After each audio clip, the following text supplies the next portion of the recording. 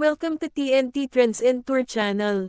Ayon sa Inquirer.net, nakatakdang bumalik sa TV si Cathryn Bernardo. Nagdulot ng pananabik ang Dreamscape Entertainment sa mga tagahanga ni Cathryn Bernardo nang ay anunsyo ng production company ang nalalapit nitong TV project kasama ang aktres. The wait is over. She is back and ready.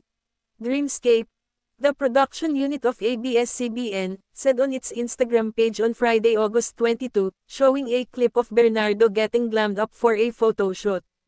Handa na ngayon ang Asia's superstar na si Cathryn Bernardo para sa kanyang grandest comeback sa Dreamscape Entertainment, dagdag pa nito. Ang mga karagdagang detalye sa proyekto ay hindi pa ibinubunyag hanggang sa pagsulat na ito, kung saan ang kumpanya ng produksyon ay nanunukso lamang na ito ay paparating na.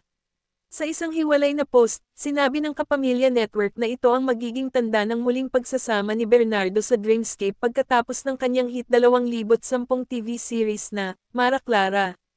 Ang huling teleserye ni Bernardo ay ang Dalawang Good Dalawang Be True na nag-premiere noong 2022.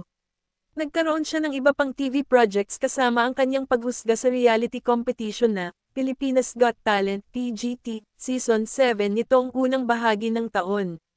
Samantala, ang mga nakaraang big screen na proyekto ni Bernardo ay kinabibilangan ng kanyang 2023 na pelikulang A Very Good Girl at Hello, Love, Again, 2024 na lumabas bilang pinakamataas na kumikitang pelikulang Pilipino sa lahat ng panahon.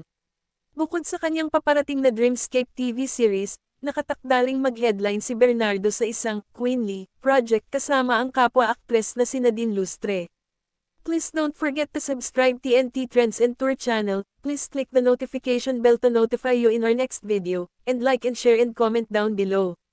Thank you for watching.